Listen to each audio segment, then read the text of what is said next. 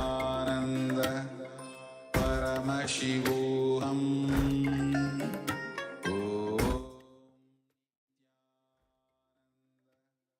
Yes. Now, let us open our eyes if we have closed it. And with this deep connection with Swamiji, let us share what was revealed to you through your third eye. What all details Swamiji revealed to you as you scanned our thought currents when we were looking at the image.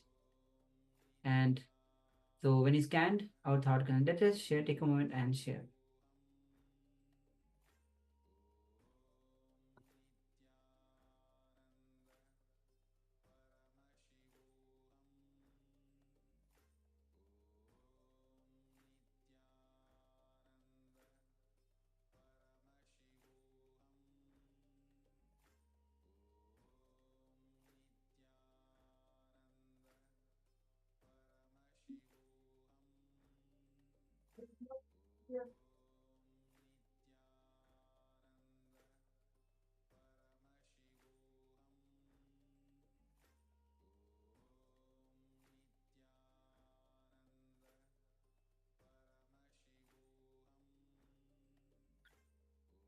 Understand that do not hesitate to share anything which is being revealed to you. It is Swamiji who is revealing to you, through you. So do not think or do not hesitate to share whatever was revealed to you. Just celebrate that Paramashiva is manifesting through you. Many times it's due to, we think that it's we who are manifesting. So all the time the self-doubt comes, thinking comes that if I share, will it be wrong? So better not to share. Remove all self-doubts, just go on sharing. It is when you enter in the space of oneness, beyond the logic, you start manifesting the powers of Paramashiva. Also, this power manifestation is very similar to the third eye vision. The only difference is that even though you're not seeing it, you have your eyes covered with a piece of cloth. Instead of displaying the image to you, we're displaying the image to ourselves. So otherwise, it's very, very similar. You're still just connecting to the cosmos, connecting to the Supreme Pontiff of Hinduism, and asking to receive information from the cosmic archives, from the cosmos. So it is very similar to the power of third eye vision. As I said, the only difference is instead of being displayed to you, it is being displayed to us. Ma Shobing shares, I see healing my body. Oh, great. Yes, thank you for sharing. Thank you, Shema.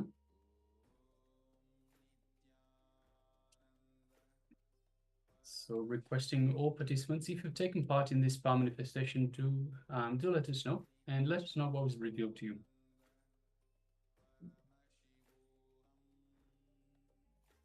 Also requesting participants that have got their camera switched off. We have Nitya Shulini Durga Ma and Ma Mui Long and Ma Ganampananda and Kai Tai Yu and Ma Anupama.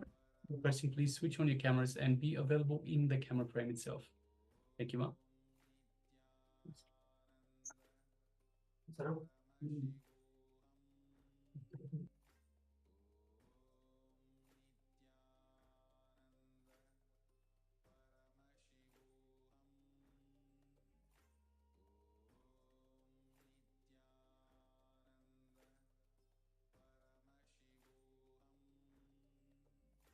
Yes, apologies for that interruption.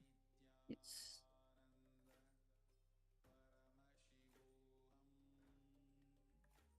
Let's take a moment and share. Then we'll be revealing the image that we are looking at, and we were having the thought current about the image. So take a moment and share. What all details was revealed to you? Anything, whether the colors, whether the form, or anything what you saw about the picture, what was revealed to you through the third eye.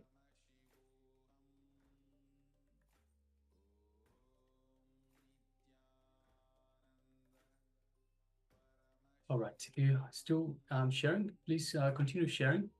Meanwhile, we can have a look at the image that we displayed, that we were looking at. Yes. As you can see, it's a AI generated image of Swamiji with a small Y, his hand on his shoulders, and you can see Swamiji is wearing Rudraksh jewelries. On the sides there are temples, behind there's mountains, layers of mountains, and there light glows on Swamiji's left side of the body. Bhasma, of course, we have Swamiji having Bhasma, Kumkum, and lots of jewels. Beautiful, beautiful image of Swamiji.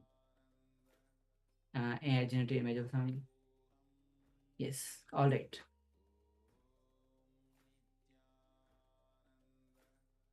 Yes, so if you are still sharing, you can go ahead, still you can share.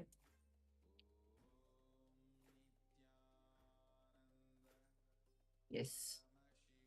So this is the power of clairvoyance. Now, with this, we'll be moving on to the next session, which is going to be on understand everything is unique. So, understanding that not everything is not equal. Swami says that in life we try to make everything equal, that everything is equal. But Swami says very clearly, not everything is not equal. Everybody is unique. Everyone is unique. And when you start realizing that you are unique, you start to look inside and you realize your uniqueness. So let's enter into this revelation by Swamiji. Pay attention to it. Have the space of listening to create the space of uniqueness in you. So let's begin.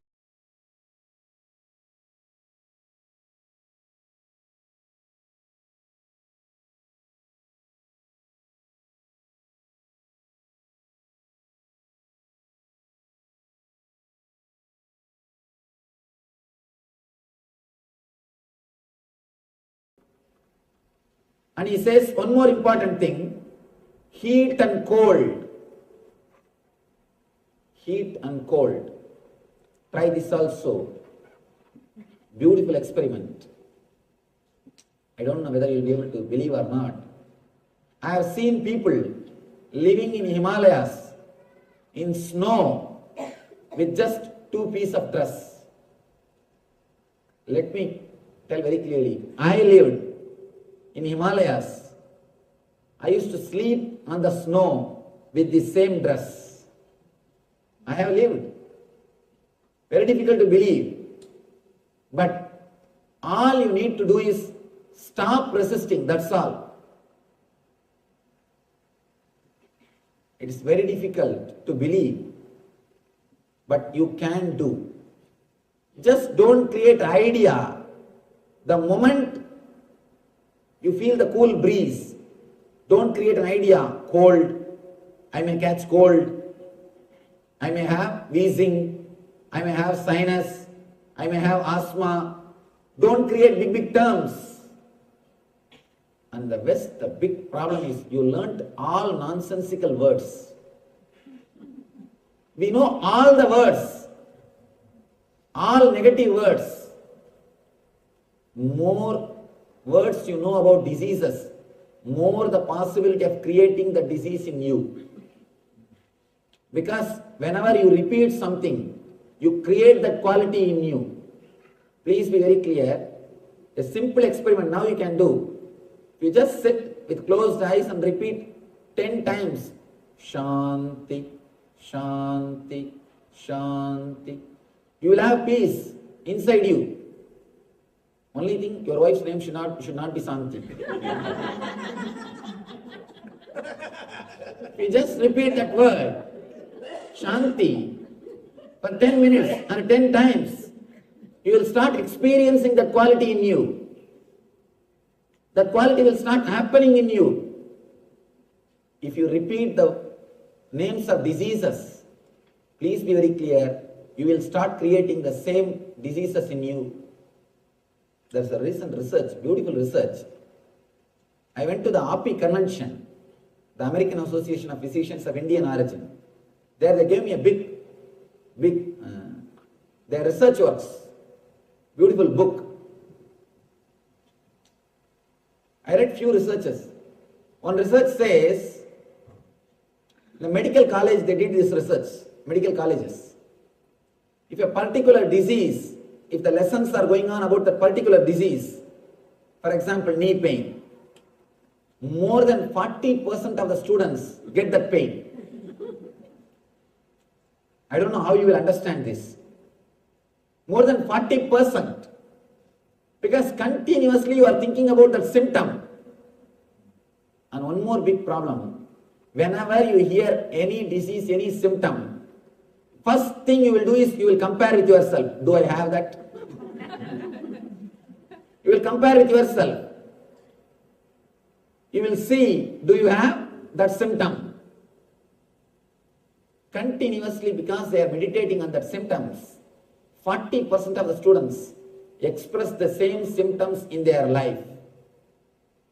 If the lesson goes to the next disease, they express that symptoms. Whatever you think, you express. If you are continuously thinking the wrong things, your senses will be created in the same way. Only one thing you need to do, just work on the mind. Just liberate the mind. Just purify the mind. Your whole system will be purified. Your whole senses will be reconstructed. Krishna gives a beautiful technique also to work on the mind. To work on the mind. Krishna says one more thing. Honor and dishonor will also be the same. This is very difficult. Cold and heat can be the same. You can even accept that. But honor and dishonor, very difficult. And it is simply impossible. One word is enough to make us mad. One word, single word thrown on us is enough to make us mad. Because somebody asked me actually, Swamiji, why do we bother so much about others' opinion? You bother about others' opinion so much because you don't know about yourself. You know about yourself only through others' words, others' opinions. You understand about yourself only from others. If everybody says you are beautiful, you get that record, you get that certificate. If everybody says you are intelligent, you get that certificate. If everybody says you are great, you get that certificate. If everybody says you are very smart, you get that certificate. Collecting all these certificates, with those certificates you build your personality. In our Life Bliss program, the first session is about this. The first session, why we get depressed. Why again and again we fall into the low energy. Because the energy source for you is other certificates. You don't have self-respect. You respect yourself only based on others' opinions. If others' opinions about you is good, you think you are great. If others' opinions about you is not good, immediately you fall. Have you seen the kids playing? They will build castles with playing cards. Same way, you build castles with other certificates. Your personality is nothing but a castle built with others' certificates. If one card is removed in that castle, what will happen to that castle? It just tumbles down. Same way, if a single person takes away his certificate, what happens to your personality? Just collapse. Again and again you fall into the depression. Please be very clear. Whenever you fall into the depression, Either somebody would have taken their certificate, or you are afraid that somebody may take away their certificate. That's all. Scan it. You will realize either somebody would have taken away their certificate, or you are afraid that they may take away their certificate. We have no self-respect.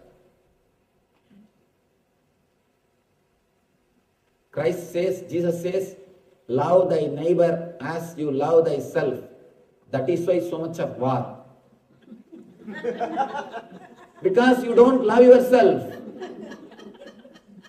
That is why so much of hatred. Jesus says, love thy neighbor as you love thyself. You don't love yourself. We don't have self-respect. We know about ourselves only based on others' opinions.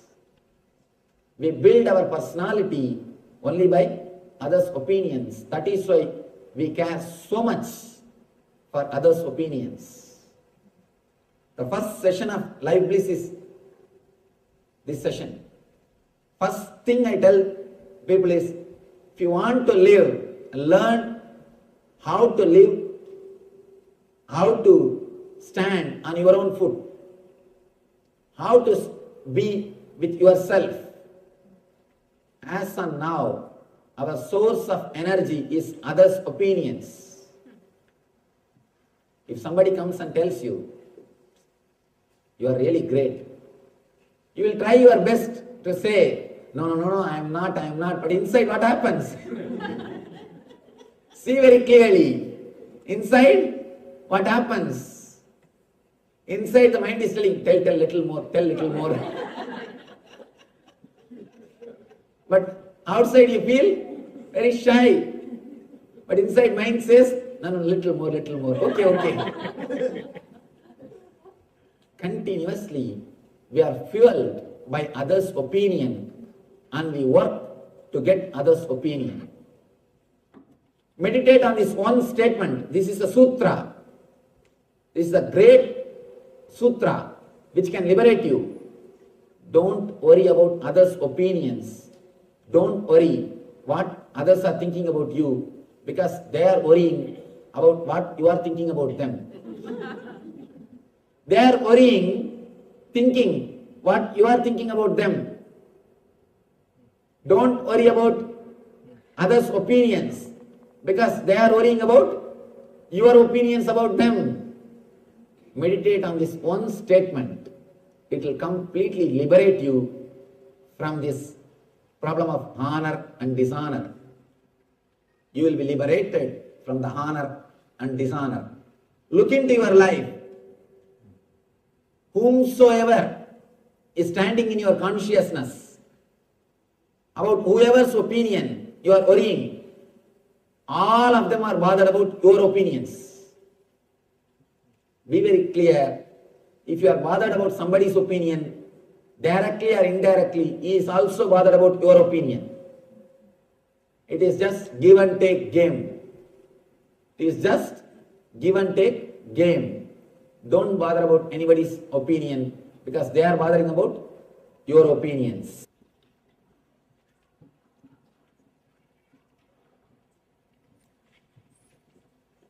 The next sloka, Krishna says, a person whose mind is contented because of the spiritual knowledge, who has subdued his senses, and to whom stone and gold are same, and who is satisfied with what he is having, is said to be established in self-realization and is called enlightened being.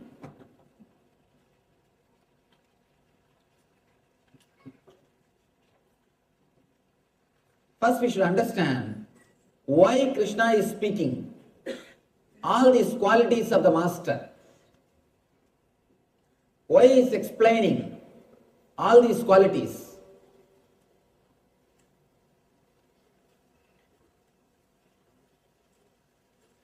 These qualities are techniques. If you practice them, you will reach the same state.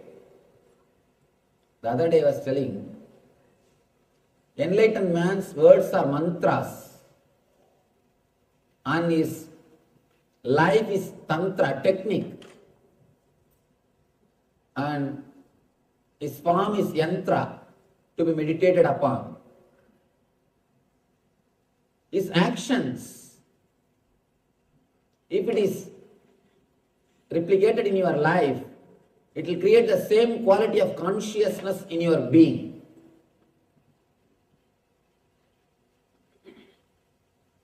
For example, if you listen to the music which comes from heart, the traditional music, Indian music, Carnatic Sangeeta, Carnatic music and all those things, you will have that same experience. If you listen to the music which comes from Muladhara, which comes from sex, you will have that same mood. If you meditate on some expression, you will have that same experience. Experience leads to expression. Expression leads to experience. That's a beautiful story. This again a research report.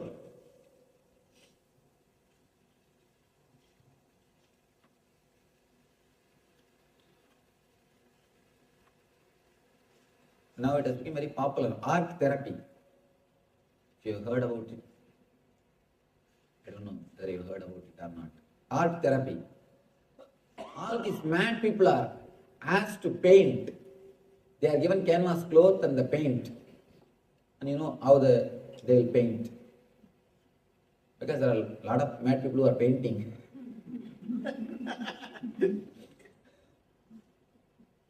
And they just roll on that cloth and do whatever they want. But some surprising thing, if they are every day asked to paint, within 6 months they come out of the madness. Because the catharsis happens. They throw everything out. When catharsis happens, naturally they get healed. And the next step is beautiful thing. There was a doctor who was doing research on this art therapy. He says people who became mad because of money, they all paint and draw in the same way. People who become mad because of women, they all paint and draw in a very same way. People who become mad because of name and fame, they all paint in the same way. There are so many reasons why you can become mad. One more small story. One guy went to the mental hospital just to see what is happening. The doctor took him to show around. The first room, he saw one person. All over his room he has written the name Lata, Lata, Lata, Lata, Lata in blood. And he is sitting and chanting the word Lata, Lata, Lata, Lata, Lata. The person asked what happened to him. Doctor said he wanted to marry Lata. He was not able to marry. He has become mad. That is why he is continuously repeating her name, and he is here. He goes around, he shows different kind of people. One person is just swimming on the floor, another one is hanging in the ceiling, another one is walking just with his hands. He sees all kinds of people.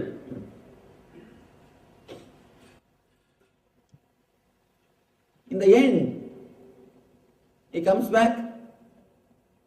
In another room, again, one more person is sitting and chanting Lata, Lata, Lata, Lata, Lata. In his room, all over the word Lata, Lata, Lata is written. This guy asks, what happened to him? He also wants to marry the same Lata. Doctor says, no, he married. He married the same Lata. There are so many reasons why you can become mad. People who become mad because of money, they all paint in the same way. People who become mad because of women, they all paint in the same way. Because what is there, that comes out.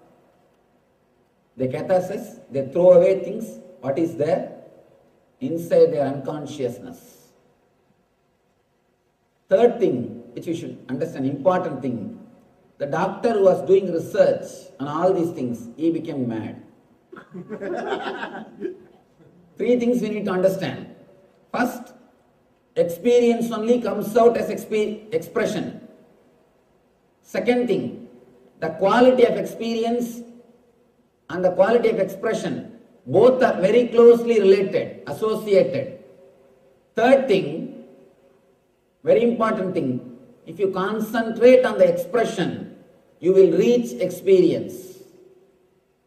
Here, again and again, Krishna is speaking how an enlightened man lives, the quality of an enlightened person, so that you will meditate on these ideas, so that you will start imbibing these ideas in your life, so that you will reach the consciousness of an enlightenment, so that you will reach the consciousness of an enlightened man. When you contemplate on these ideas, naturally you will start expressing it. It will sink in your being. Again and again he says, Vijitendriya. This whole chapter is just about the senses.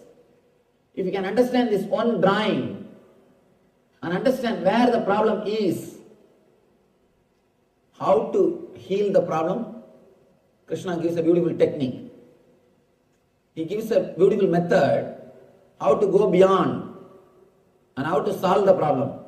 Now all we need to know is understand the problem, where you are caught and where our problems are. Our whole trouble is in the mind, buddhi and ego. Beyond ego, here is our being, Atman.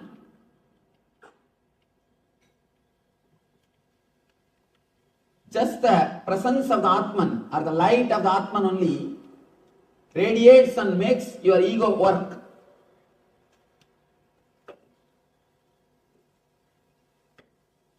It reads no Atman.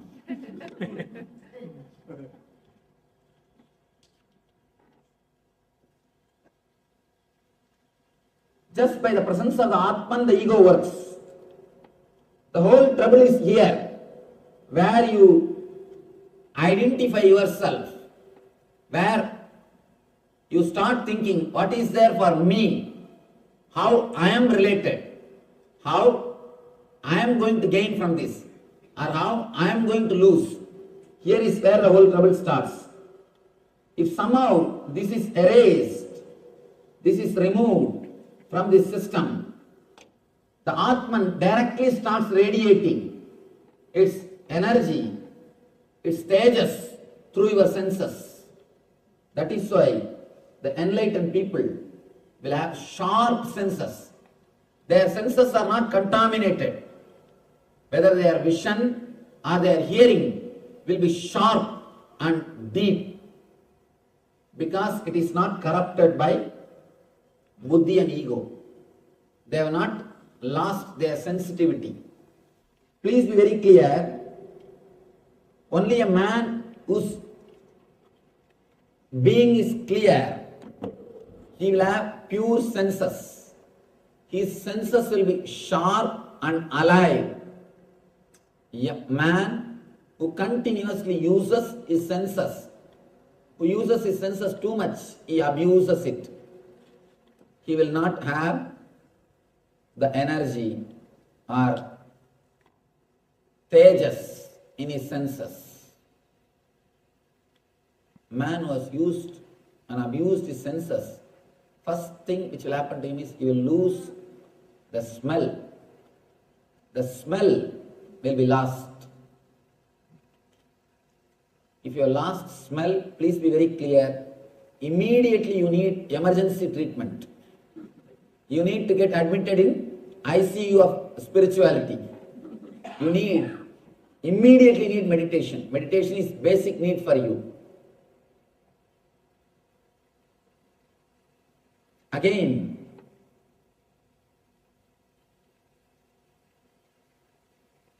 Krishna comes out in the next sloka.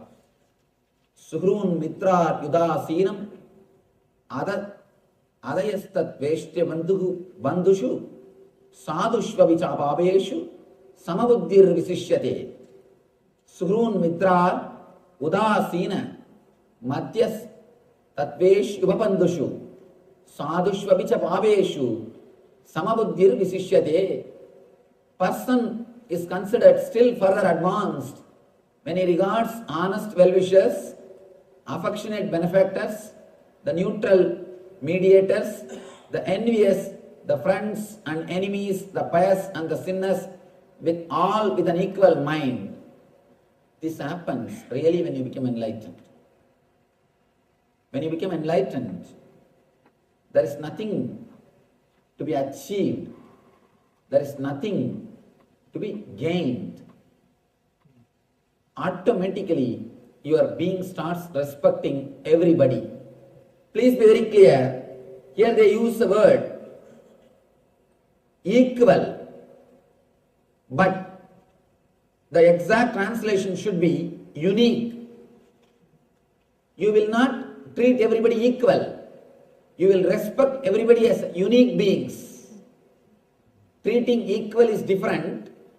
Treating them as unique is different.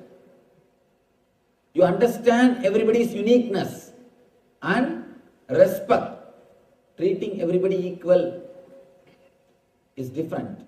Sometimes when we say the word treat everybody equally, we start disrespecting everybody. We think that is the way I do. Let me disrespect everybody. Instead of raising others, we come down.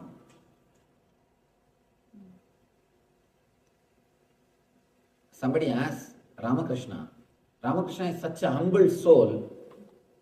Anybody comes to see him, he will first do the namaskar. He will only first do the namaskar. Before they start, he will do the namaskar. They ask, why do you do namaskar? One egoistic guy, one egoistic pandit, this education and ego, and especially spiritual education. Man who has read all the scriptures and not become enlightened, he will be the being, or I can say, he is the person who is already in hell. He is already in hell because he will have so much of ego. He knows the tricks of the trade. He knows the tricks of the trade, but he doesn't have investment or capital to do the business. He knows the tricks of the trade, but he doesn't have capital to do the business or courage to do the business. He will be a difficult person. One pandit came to meet him. Like this one pandit who is well read, but who is not enlightened. He comes to see him.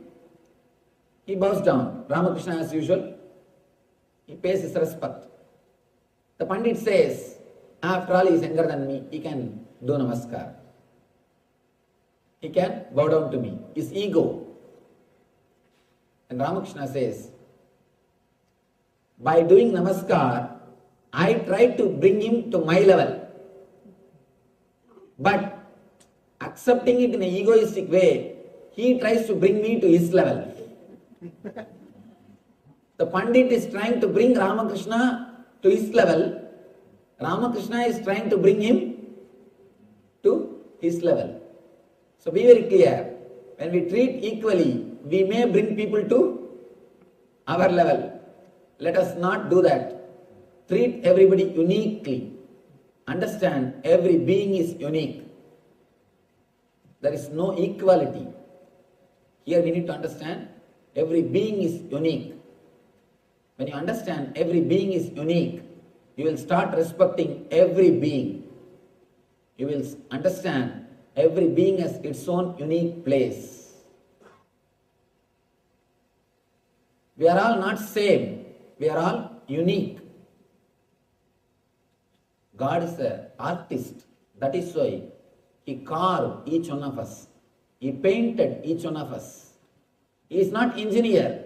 If he is an engineer, you would have just ordered 10,000 piece Mr. India, 1 million Miss Universe, 1 million Miss Universe you would have produced. All of us will be looking same. He is not an engineer to do mass production. He is an artist. He paints every one of us. He carves every one of us. That is why we are all so unique. All of us are so unique because God is a painter. When you understand each one of us are unique, everybody is unique, you will start respecting every being. One more important thing you need to understand. Even your enemy is needed for your life. You would have learned thousands of things from your enemy. Without enemy, you wouldn't have achieved what you achieved. Even enemy contributes to your life. Please be very clear. When you are in depression, if you remember the enemy, you will come out and you will start the fight again. Even your enemy contributes to your life. You don't know what all the ways people to contribute to your life. There was a great sannyasi, very famous sannyasi, and highly respected all over the world. Suddenly one day, his close disciple somehow finds an important secret about him. In his room, he has got his ex-wife's photograph. Ex-wife's photograph. This guy somehow sees that and he asks, Master, I thought you were such a great person. I never expected this from you. Why? Why still you are having a photograph in your room? He says, whenever I wanted to leave the sannyas, I just see her photograph. Whenever I wanted to drop sannyas life, I just see her photograph. Immediately, I get my vairagya. So you don't know who are all serving, what all purposes. So be very clear, even your enemy may be playing a role in your being, in your personality, in your growth. You can't say somebody is needed in your life and somebody is not necessary. So just like your friends, your enemy also will be maybe playing a role. When you understand each and every being is unique, you will see everybody with the same mind or in the same way. One more word here, Krishna says, the pious and the sinners. Please be very clear, there is no such thing as sin except calling human beings as sinner. There is no other sin on the planet Earth. There is no such thing as sin. Let me tell you a small story. One monk, sannyasi, he was sitting in a forest and meditating. He had a small ashram, hut.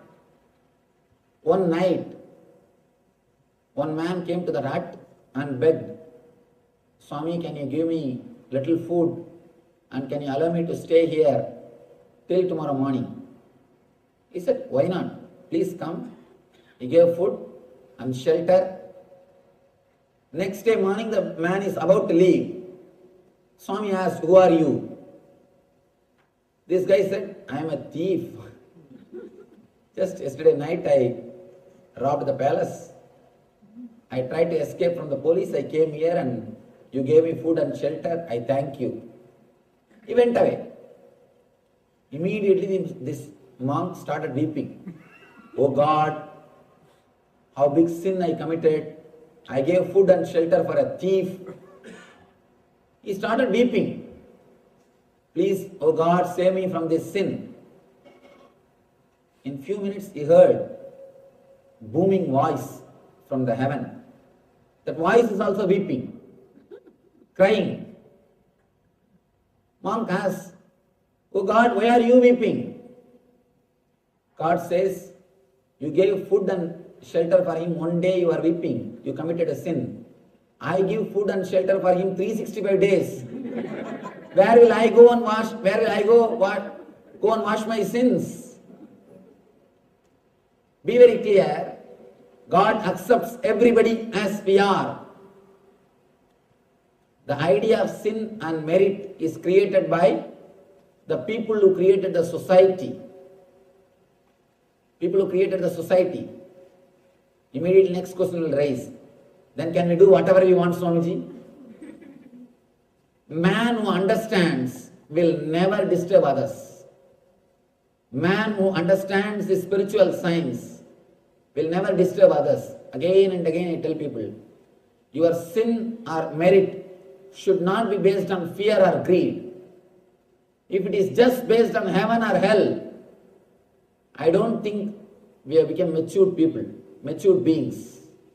Our sin or merit should be out of our understanding, not out of heaven or hell.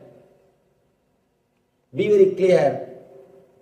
Don't live a disciplined life thinking of heaven or hell. Let the discipline happen to you as an understanding. As an understanding. If you are afraid of cop and following the speed rules, whenever you don't see any light, what do you do? A small temptation. Why not raise little bit? And especially in LA when traffic is not there, we always try at least a few miles. There is a grace mile. These people who drive me,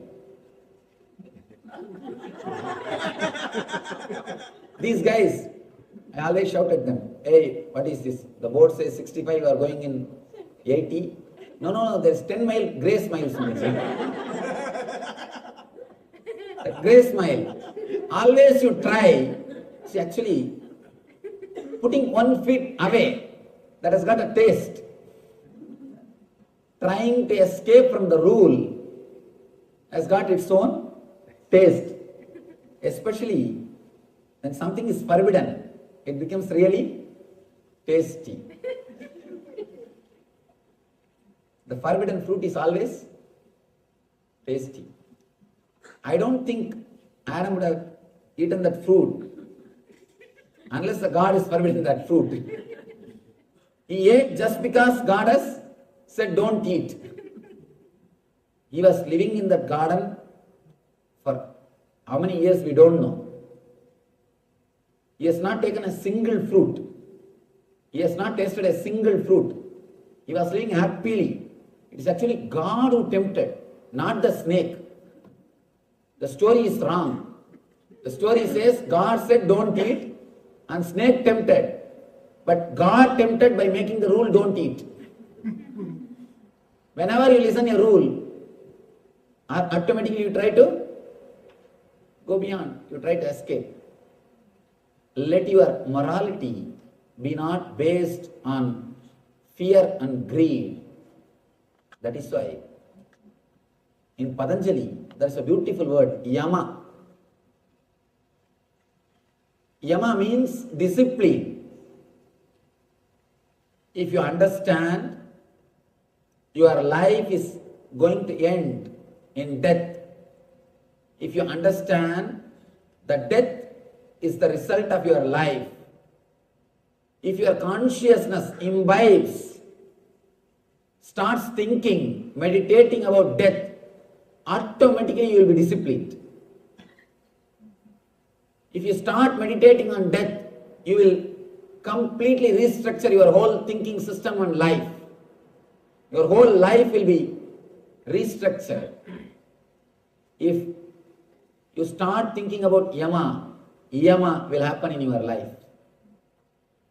Both For both discipline and death, for both we use the same word in Sanskrit. Yama and Yama. Both same spelling, same word. If you imbibe, if you understand, the death is going to happen to you, automatically you will imbibe discipline in your life. Discipline happens to you when you realize the death. When you realize the life is going to end. Let your discipline happen, let your morality happen only out of understanding of death, not out of fear or greed. Yes, Nitan, all of you. So everybody is unique. If you try to make everybody equal, Swami says that if God was a engineer, he would have made all of us in the same mold. But God is an artist, and he has each one of us are unique. When we look inside, when we realize that we are unique, and when we look inside, we realize our own uniqueness. So with this, we'll be. So the moment that we understand that we are all unique, we stop comparing ourselves to the others. We stop having being jealous of the others having what they have, wanting what they have. So this is a very important understanding that we are all unique. So with this, let's enter into an understanding that each being is unique. Let's. This is a beautiful verse given by Bhagwan Sri Krishna, and then after this shloka will be entering into the meditation technique to go beyond the mind and to awaken your senses. So this is Sacha Deshe Pratisthapya Sthiram Asanam Atmanah Nati Uchritam Nati Nicham Kalijanam Kosturam. The translation of this verse goes as, to practice yoga, one should go to the secluded place and should lay kosha, grass, on the ground, and then cover it with a deer skin and a soft cloth. The seat should neither be too high nor too low and should be situated in a sacred place. So this is the setup for the meditation itself. To practice yoga, as the instruction says, once again, let's look into it. To practice yoga, one should go to the secluded place and should lay kusha grass on the ground and then cover it with deer skin and soft cloth. The seat should neither be too high nor too low, should be situated in a sacred place.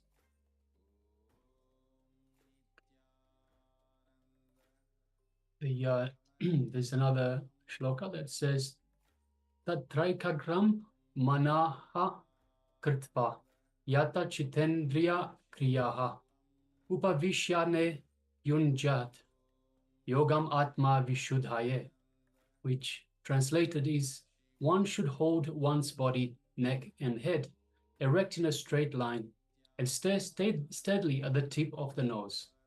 Thus, with an unagitated, subdued mind, devoid of fear, completely free from sex life, one should meditate upon me within the heart and make me the ultimate goal of life. So few things to note here is, you should go to a secluded place. Why? Whatever you say, in the house, the phone may ring, the cell phone may be ringing, or somebody knocking at the door. There is some disturbances. Some agencies might be calling. Even you try to seclude yourself, but there will be some disturbances. The secluded place is to really just move away from all the disturbances. Now, next, the kusha. Kusha, the deer screen, all those things are like insulation, so that the energy created by you will not be taken away by the earth.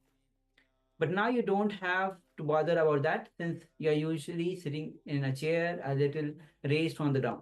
So that sloka was from the Bhagavad Gita. The time when Krishna lived, that time it was relevant to that. So now we don't have to bother about exactly that thing, but as you are sitting in a chair nowadays, so a little raised from the ground. It's already there. The seat should be neither too high or not too low and should be comfortable. That's all. Also here, Bhagavan Krishna gives us 3 instructions, updating the technique that he gave earlier. So the head, backbone, and neck should be in a straight line. So this is also what we encourage our participants to do every time, because it helps it helps the free movement of the Shakti itself, of the energy to move through through the spine, to move along the Kundalini, for the Kundalini to move all the way through to the Sahasrara chakra. Also, you should fix your eyes on the tip of the nose. So if you look at the tip of the nose, naturally your awareness will settle down on the third eye and your concentration will settle on the Anya chakra. So the third eye, the Anya chakra, between the eyebrows. So by looking at the tip of the nose. Also, you should meditate on me as the supreme goal. So again, this is Bhagavan Krishna saying you should meditate on me as the supreme goal. And when he says me, he means your Atman. If you like, you can meditate on the form of Krishna with a flute and a peacock feather. But Swamiji always prescribes to go beyond the form, to go into your being. When you enter into your Anya chakra, your third eye, automatically you will go beyond form. You will start meditating in the energy. So now let's enter into the meditation. Step 1. Please sit with your head, neck, spine, and straight line, as Maharaj already mentioned. Every time when even during the powerful cognition, is always try to sit with your head, neck, spine, and straight line. And now you can close your eyes. Go ahead and close your eyes.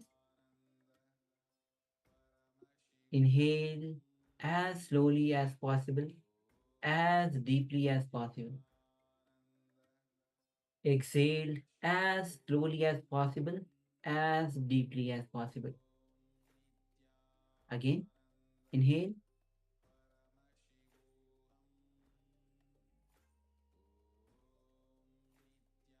Exhale as slowly as possible, as deeply as possible.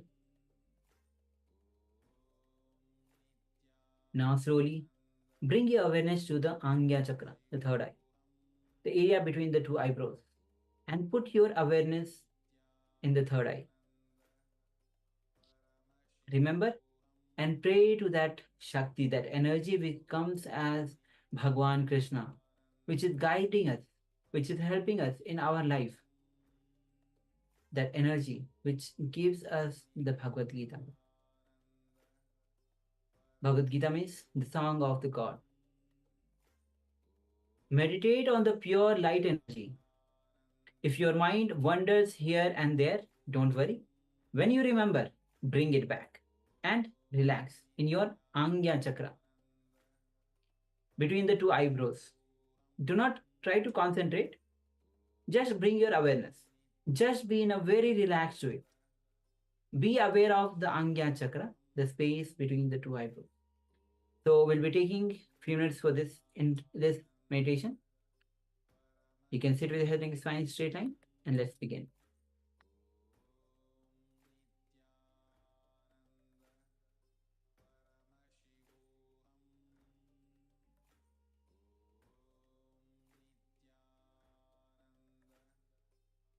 Paramashivoham Om Nityananda Paramashivoham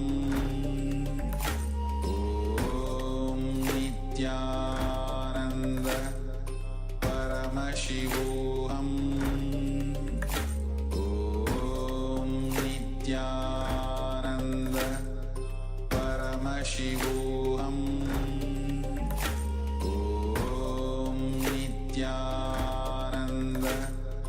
Paramashivoham Om Nityananda Paramashivoham Om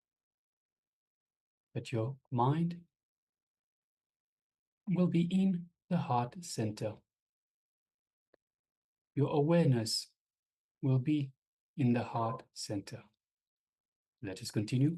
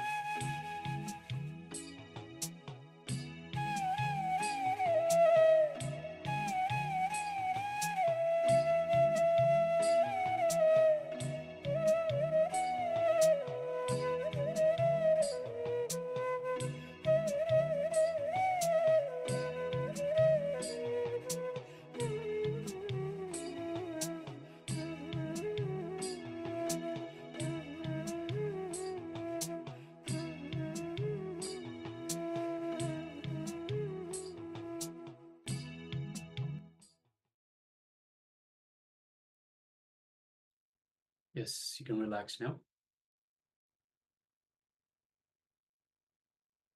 So let us now move on to the next segment of our program today, which is once again the power manifestation. Just before we do so, I request all participants, please make sure that you are on camera. So if you have your camera switched off, please switch on your cameras. And we also welcome Ma Shukrendralanda, welcome Ma. Yes, Nidama. Nitandam, and Ma Nyana Priyananda, welcome Ma. So we request everyone to please switch on their cameras and be visible on the camera itself. So that's including Ma Shukrendralanda, Ma Nyana Priyananda, Ma Ganambananda, which is just has the label iPad, and Ma Akshu Waping, requesting if you could please switch on your cameras. And yes, we also welcome, we have a participant just joined us, Yu Yin Ren, welcome. Nitandama, welcome. Yes, Nitama. Yes, so let us now move into the power manifestation segment once again. And today it is the power of thought current scanning. So let us get ready for this.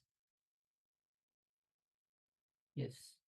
So let's get ready for this power of clairvoyance. Scanning the thought current of the acharyas. We'll be actually looking at the picture and thinking of the picture, even talking about the picture. And you have to scan our thought currents and manifest this power of clairvoyance. So let's get ready to manifest this power. You can sit with your head, neck, spine in a straight line. And visualize Swamiji in your inner space.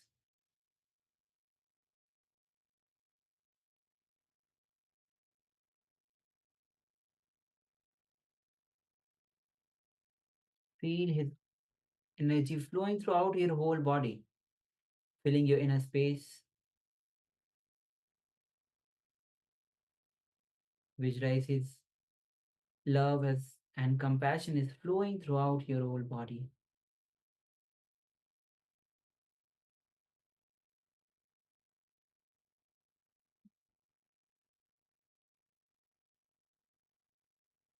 Now, bring your awareness to the third eye. Visualize your third eye is getting awakened. Feel that burst in your third eye. And start chanting the Mahavakya. Om Nityananda Paramashivoham. Om Nityananda Paramashivoham.